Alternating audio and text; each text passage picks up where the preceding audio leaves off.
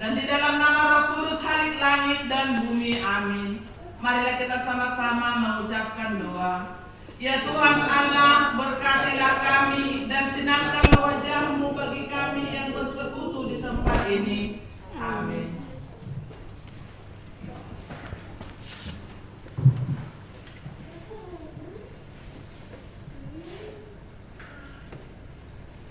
Kita memuji Tuhan, kita bernyanyi dari buku nyanyian nomor 2 ayat 1 sampai dengan ayat 2.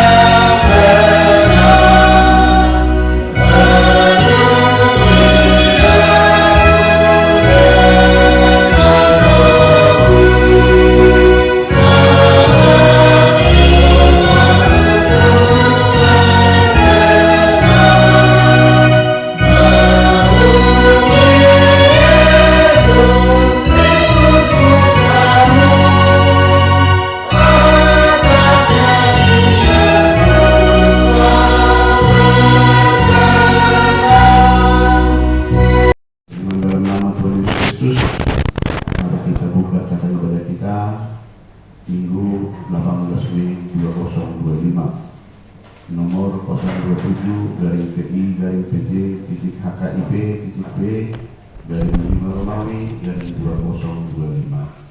Tema ibadah kita hari ini, Allah mengaruniakan pertobatan atau dilewat debata hamu baun iroha.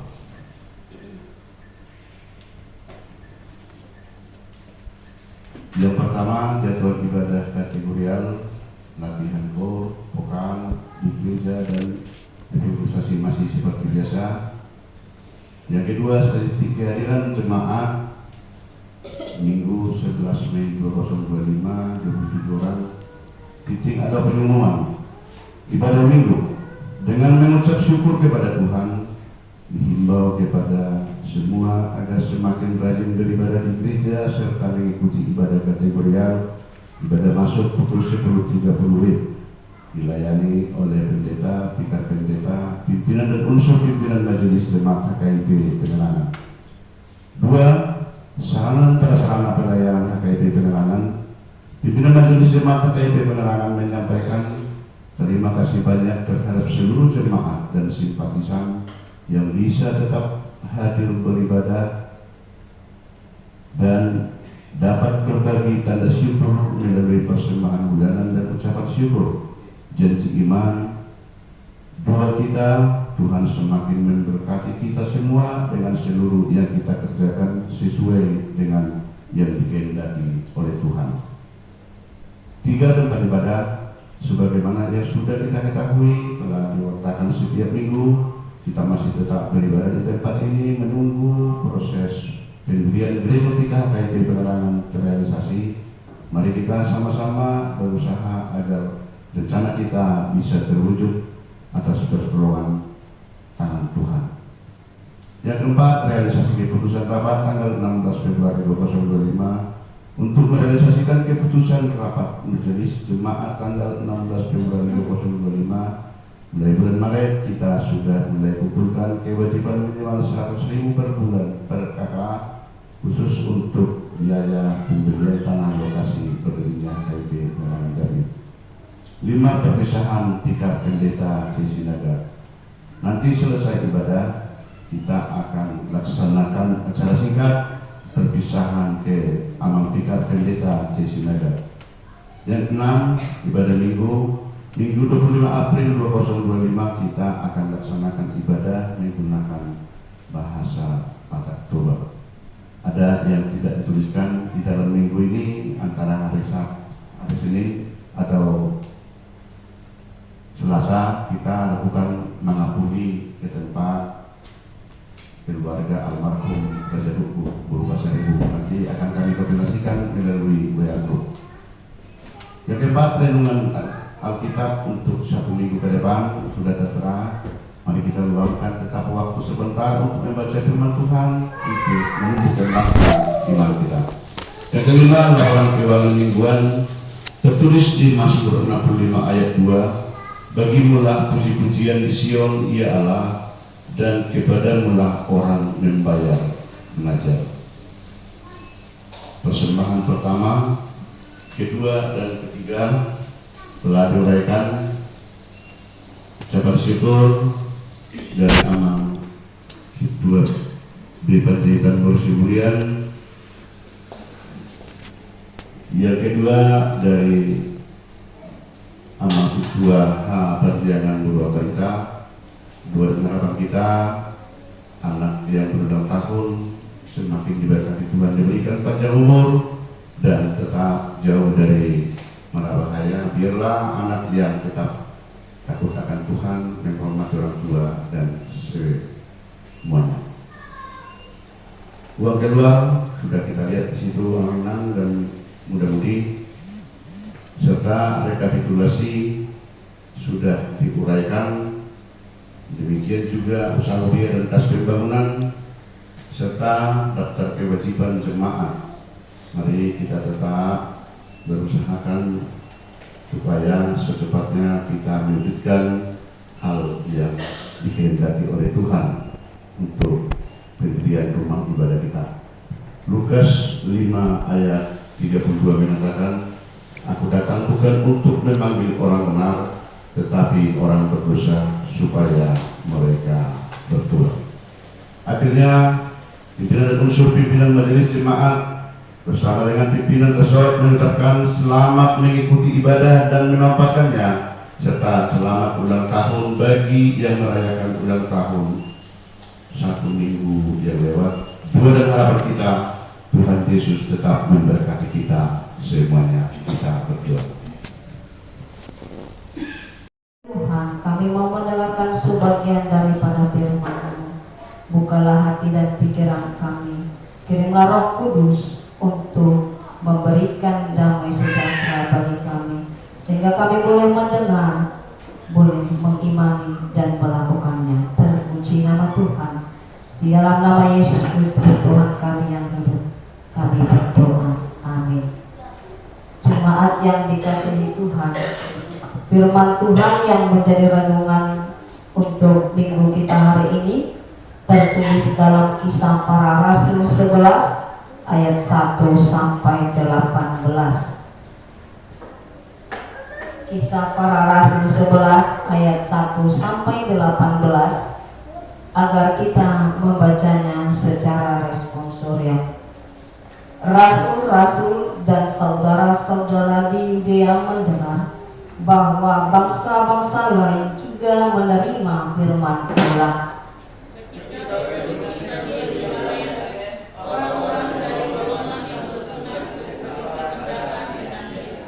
Kata mereka, engkau telah masuk ke rumah orang yang tidak bersunat dan makan bersama-sama dengan mereka.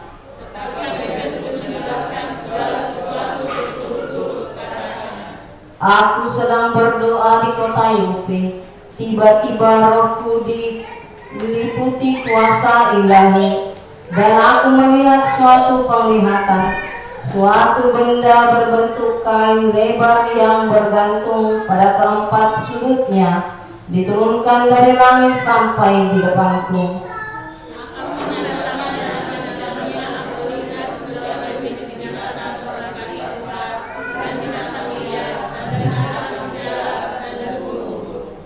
Lalu aku mendengar suara berkata kepadaku, bangunlah hai Petrus, sembelihlah dan makanlah.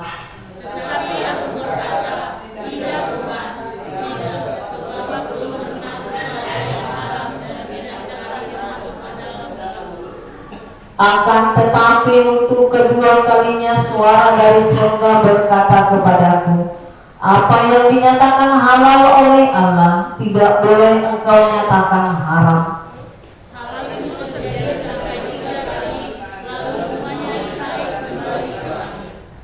Dan seketika itu juga 3 orang berdiri di depan rumah di mana kami menumpang. Mereka diutus kepadaku dari Kaisarea.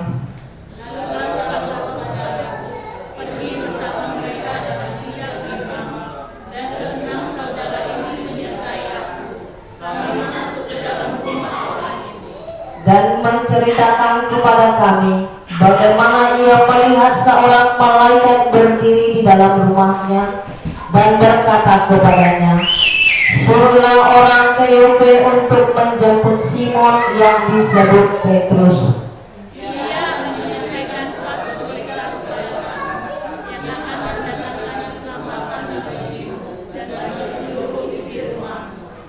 Dan ketika aku mulai berbicara, turunlah Roh Kudus ke atas mereka, sama seperti dahulu ke atas kita.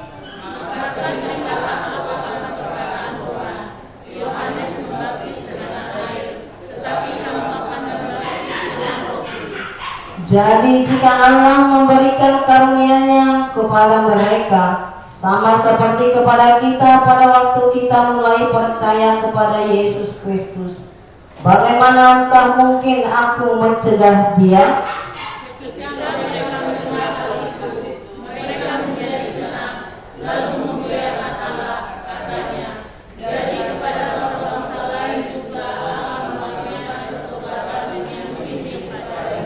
Demikian firman Tuhan, kita bernyanyi.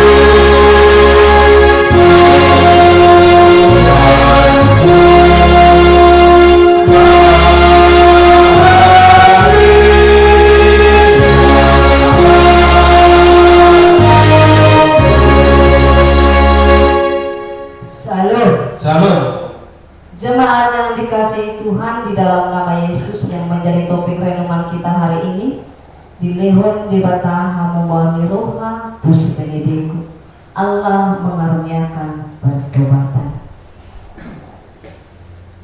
Kata bertobat itu tidak menjadi asing bagi kita.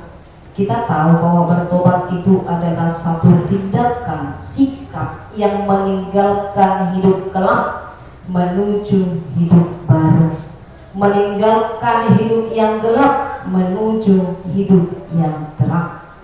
Kalau kita mengamati bagaimana perbuatan seseorang yang bertobat, apakah hanya sekedar seorang Kristen saja yang jahat kembali kepada yang baik?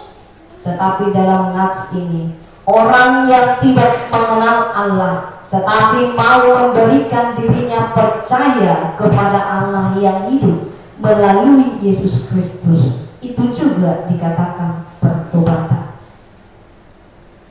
Pertobatan itu muncul dari dalam hati manusia. Pertobatan itu tidak dapat dilakukan oleh manusia itu sendiri. Itu adalah pekerjaan Roh Kudus.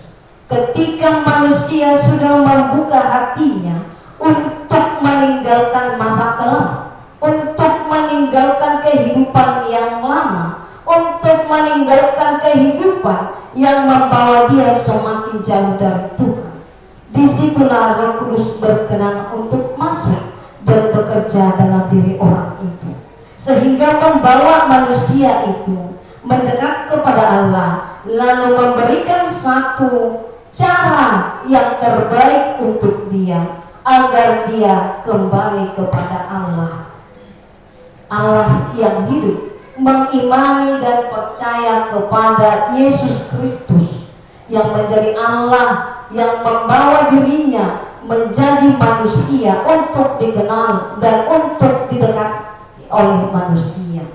Dan dalam nats ini adalah pertobatan seorang Dokter Ibu adalah orang yang sama sekali tidak mengenal Allah. Dia adalah seorang perwira Romawi. Dia adalah orang yang sangat kaya raya, tapi dia tidak mengenal Allah. Tapi dia dalam kehidupannya adalah orang yang sangat murah hati, orang yang sangat baik untuk menolong orang-orang susah. Dia tidak pandang bahwa hanya orang Romawi saja yang dia tolong, tapi dia juga tolong orang Yahudi, orang non-Yahudi, orang apa saja yang dia temui dalam hidup susah, dia tolong dengan sepenuh hati. Dan pada saat ketika malaikat Tuhan menunjukkan diri kepadanya dalam satu penglihatan yang mengatakan, "Hai Cornelius, semua yang baik yang sudah kau lakukan dalam hidupmu sudah sampai ke hadapan Tuhan. Semua yang kau perbuat selama hidupmu itu diterima oleh Tuhan.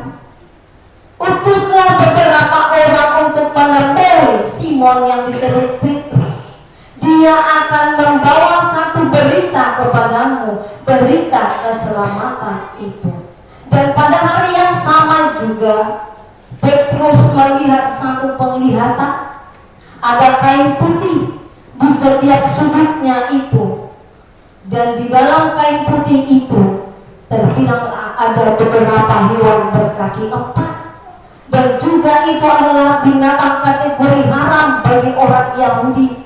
Petrus adalah orang Yahudi yang taat kepada hukum Taurat, yang tidak banyak menyentuh binatang haram bahkan untuk memakannya sekalipun. Tetapi malaikat Tuhan mengatakan, "Hai Petrus, bangunlah, bangkitlah, sembelih dan makanlah."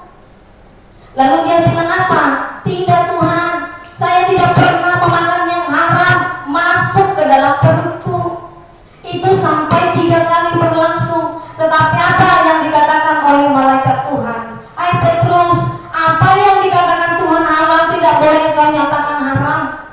Artinya apa? Ini mengarah kepada kehidupan Cornelius, bahwa orang yang menerima Kristus tidaklah hanya orang Yahudi saja, bukanlah hanya orang yang bersunat saja, tetapi di luar dari bangsa itu berhak menerima keselamatan, berhak untuk diselamatkan, berhak untuk percaya kepada Kristus. Lalu Cornelius menyuruh beberapa orang untuk bertemu Petrus di Yope. Di sana malaikat Tuhan berbicara kepada dia, "Ada yang mencarimu, pergilah dengan tidak bimbang." Itu adalah orang yang diutus oleh malaikat Tuhan. Mereka pergi menjumpai Cornelius. Di dalam rumah Cornelius mereka makan bersama, bercerita, bercengkrama, dan Petrus menyampaikan keselamatan itu kepada Cornelius dan seluruh isi rumahnya agar mereka selamat. Maka Petrus membawa mereka untuk dibaptis. Dan dalam nats ini juga banyak orang Yahudi yang melihat apa yang dilakukan oleh Petrus. Petrus masuk ke rumah orang berdosa, orang yang bukan Yahudi, orang yang tidak bersunat. Itu adalah satu peraturan yang tidak boleh dilanggar oleh orang Yahudi, bahwa mereka tidak boleh berteman di luar dari orang Yahudi. Mereka memanggil Petrus dan menyidang Petrus. "Engkau adalah seorang rohaniwan, tetapi engkau meledukkan dirimu kepada orang berdosa. Apa maksud dan tujuanmu?" Tetapi dengan rendah hati Petrus, tidak dengan marah, tetapi dengan rendah hati dia berbicara dan menerangkan bahwa ini bukan pekerjaan saya, ini pekerjaan Roh Kudus, ini pekerjaan Tuhan.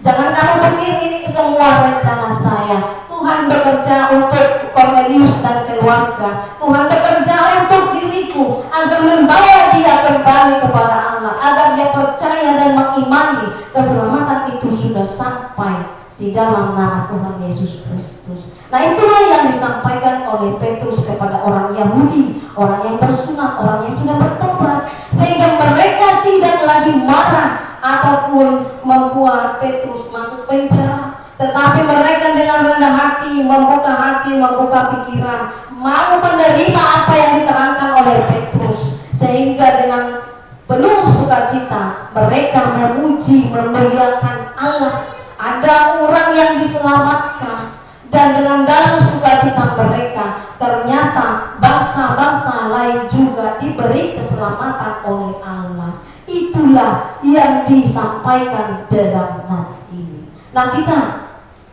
Nah, nas ini, teks ini, firman Tuhan ini mengajak kita untuk menyadari dan untuk melakukan apa yang disampaikan di dalamnya. Yang pertama, kasih karunia Allah berlaku untuk semua orang sesuai dengan kehendak Allah itu sendiri. Sama halnya yang terjadi dengan orang Yahudi. Kalau mereka adalah bangsa pilihan Allah, mereka beranggapan bahwa Allah itu milik mereka. Jadi kalau Allah itu milik mereka, Allah memilih mereka, mereka beranggapan begini, bahwa mereka sanggup untuk mengatur kemana kehendak Allah ini berlaku.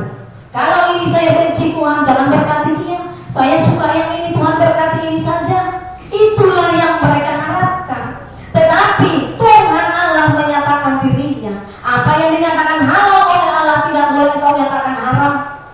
Bahwa Allah itu berlaku untuk semua orang. Allah itu milik alam semesta. Dan kita juga sebagai orang Kristen, terkadang kita berharap dan beranggapan karena kita adalah pengikut Kristus, kita tahu Kristus adalah jalan kebenaran, Dia jalan yang membawa kita kepada hidup. Lalu kita beranggapan kepada diri kita bahwa kita lah yang terpilih dan yang dipilih untuk selamat. Lalu yang lain sana kita beranggapan bahwa mereka tidak layak untuk menerima keselamatan itu. Kita harus tahu dan ingat, Allah itu adalah pemilik alam semesta. Semua yang di bumi ini Dia miliki. Kepada siapa saja Dia ingin menyampaikan kasih karunia itu. Kita tidak berhak menghalang-halangi berkatnya, kasih karunia-Nya yang hendak Dia nyatakan kepada orang lain.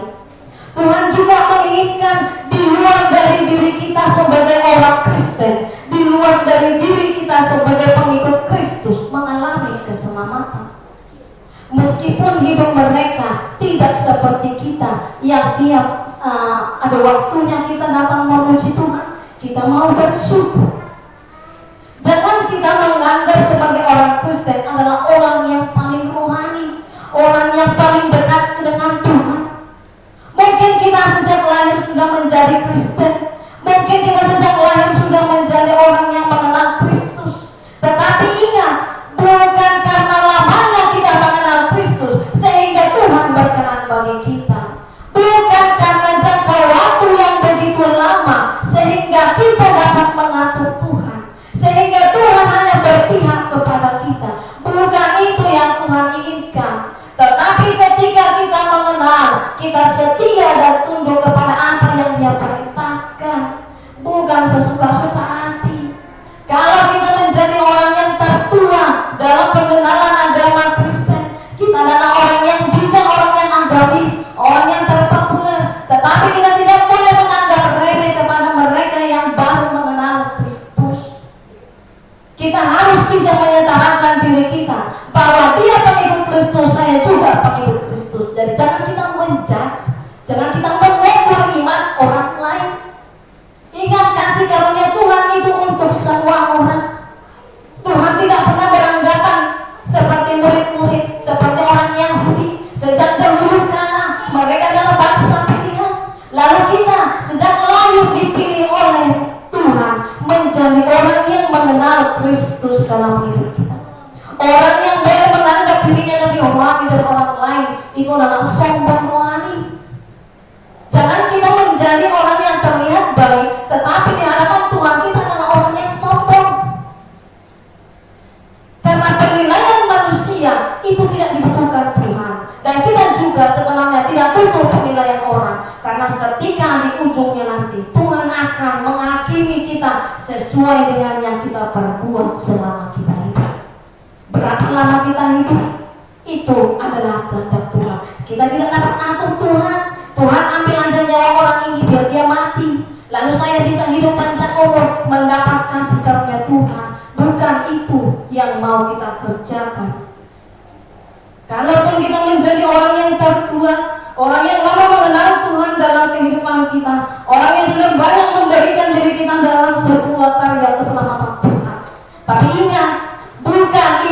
Tuhan inginkan. Tetapi di dalam pekerjaan yang Tuhan berikan kepada kita, kita menjadi orang yang setia dan melakukan apa yang berkenan kepada Tuhan. Kalau yang terjadi dalam kehidupan kita, kita mengatur Tuhan, mari kita bertanya kepada diri kita, siapakah saya sehingga merasa berhak menentukan siapa yang Allah selamatkan, siapa yang tidak diselamatkan? Siapa kita? Adakah kita punya hak di sana? Kita tidak punya hak. Siapakah kita sehingga merasa kecewa ketika Tuhan memberkati orang-orang yang tidak sukai, orang-orang di luar dari iman Kristen, orang-orang yang tidak sejalan dengan pikiran? Apakah kita punya hak melarang Tuhan? Apakah kita punya hak untuk kecewa kepada Tuhan? Tidak, kita tidak punya hak. Apakah orang yang memiliki kuasa, apakah kita adalah orang yang memiliki kuasa untuk menghalangi kasih Tuhan, untuk menghalangi berkat Tuhan, untuk disalurkan kepada semua orang? Kita tidak punya hak. Hak kita adalah hiduplah sejalan dengan firman Tuhan. Kerjakanlah apa yang Tuhan inginkan, bukan yang diinginkan orang lain, bukan yang diinginkan hati sendiri. Karena apa yang kita anggap benar itu tidak benar bagi Tuhan. Jalanmu bukan jalanku, kehendakmu bukan kehendakku. Berarti apapun yang dikatakan oleh Tuhan, itulah yang terbaik dan yang benar. Jadi ketika kasih karunia Tuhan itu berjalan untuk semua makhluk di bumi ini, kita tidak punya hak untuk cemburu, kita tidak punya hak untuk marah, kita tidak punya hak untuk kecewa. Terimalah, karena apabila kita punya rasa kecewa, punya rasa marah kepada Tuhan itu sendiri, ketika memberkati orang lain, ingatlah bahwa kita tidak mampu menerima jalan hidup yang ditentukan Tuhan bagi kita. Yang kedua, orang yang menerima keselamatan dipanggil menjadi alat Tuhan. Petrus adalah salah seorang penjala ikan yang bertemu dengan Yesus di tepi pantai. Yang Yesus panggil, ikutlah aku, engkau akan kujadikan menjala manusia. Artinya dia akan dipakai oleh Yesus untuk memberitakan berita keselamatan, Injil keselamatan, membawa orang-orang untuk percaya kepada Yesus. Kita adalah seperti Petrus yang sudah dipanggil, yang sudah menerima keselamatan, dan kita dipakai oleh Tuhan untuk menyalurkan kasih karunia Tuhan, untuk memberitakan Injil lewat cara hidup kita, memimpin orang lain kepada kasih karunia yang membawa kehidupan, bukan membuat manusia itu merasa dirinya tertekan, bukan membuat manusia itu merasa dirinya orang paling berdosa.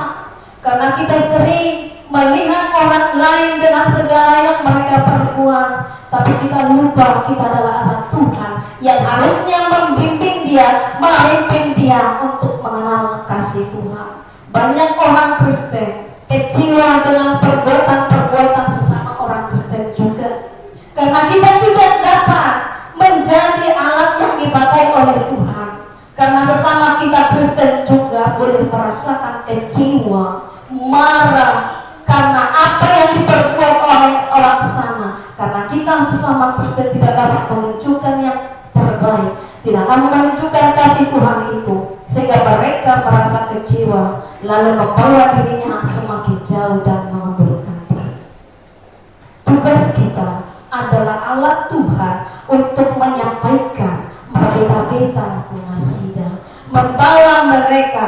Karena apabila kita menyampaikan sesuatu kepada orang lain yang baik, itu tetap baik, tapi ingat, kalau tugas kita membawa mereka menjadi orang yang lebih benar dari kita, yang tidak mungkin. Karena itu adalah pekerjaan Roh Kudus. Kita boleh menyampaikan kabar baik kepada orang lain. Kalau dia tidak membuka hatinya, Roh Kudus tidak bekerja. Tetapi kalau dia membuka pikirannya, membuka hatinya, maka Roh Kudus bekerja membawa dia untuk mengenal keselamatan itu. Di luar diri kita adalah orang yang perlu kita bawa kepada Tuhan. Apa cara kita untuk menyampaikan kebenaran firman Tuhan kepada orang-orang di sekitar kita? Menunjukkan kepedulian kasih Allah itu kepada mereka. yang dapat kita kerjakan untuk hidup orang sana. Kalau kita berbuat yang baik, berbuatlah seperti untuk Tuhan. Jangan harapkan engkau mendapatkan baru perbuatan baik itu. Apabila itu yang kita harapkan, maka kita akan mencari kecewa. Bahkan kita menuntut dia harus berbuat baik kepada saya. Kalau kita mau melakukan apa yang mau kita tunjukkan dalam kasih Tuhan tidak menuntut balasan apa-apa. Ingatlah, ketika kita mengerjakan itu, kita mengerjakannya untuk Tuhan. Bukan menunjukkan sebagai keluarga, rekan kerja, semarga, seini dan seini. Tidak. Kerjakanlah itu seperti untuk Tuhan. Melalui kepedulian sikap kasih kita kepada mereka, melalui tutur kata dan relasi tindakan kita sehari-hari.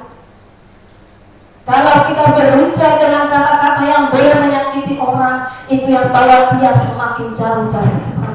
Tetapi tugas kita adalah menyangkal diri kita agar kita dapat dipakai oleh Tuhan untuk memberikan mereka kasih karunia, untuk membawa mereka kepada pertobatan, mengenal Allah yang penuh kasih itu, yaitu di dalam nama Yesus Kristus. Kasih karunia Tuhan terbesar dalam hidup kita adalah pengorbanan Yesus Kristus di kayu salib. Itu sudah kita terima, itu sudah kita rasakan, itu sudah kita hidupi. Maka untuk itu kita perlu mengerjakan keselamatan itu dalam hidup kita. Karena kalau hanya kita beranggapan seperti orang Yahudi, kita sudah lama mengenal Tuhan, kita tahu sejarah perjalanan Tuhan dari dia kecil sampai dalam pelayanan, bahkan sampai mati di kayu salib, bangkit dari antara orang mati, naik ke surga, itu kita tahu ceritanya. Tapi Tuhan tidak menginginkan kita menjadi orang yang intelek dalam mengetahui segalanya, tapi kita perlu mengimani keselamatan itu.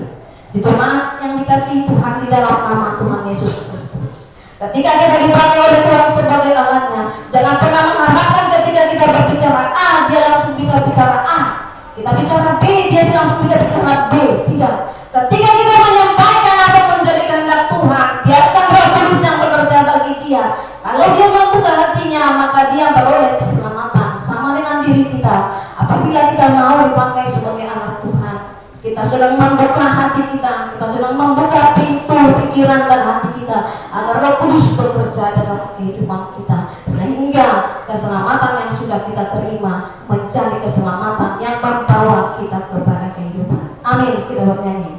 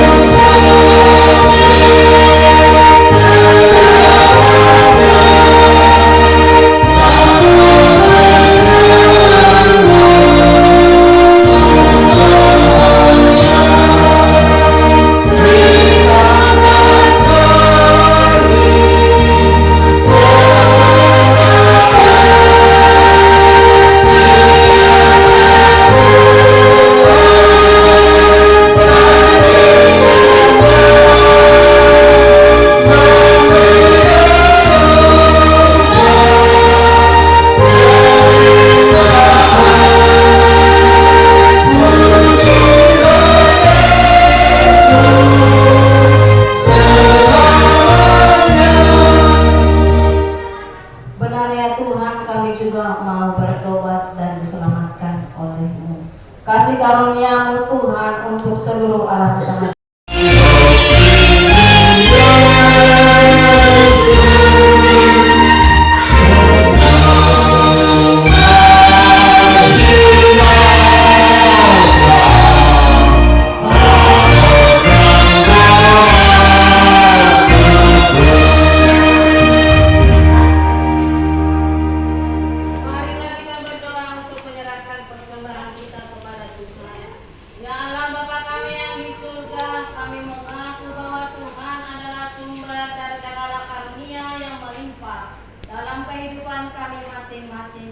Sebahagian daripada karunia itu kami serahkan kembali sebagai persembahan kepada Tuhan. Terimalah dan berkatilah persembahan umat-Mu ini, agar dapat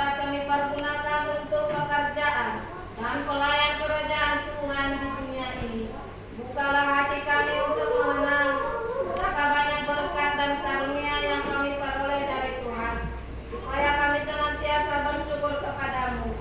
Dalam nama Tuhan Yesus Kristus Tuhan kami. Amin. Marilah kita sama-sama mengucapkan doa Bapa kami. Bapa kami yang di surga, dikuduskanlah namamu, datanglah kerajaanmu, jadilah kehendak-mu di atas seperti di surga.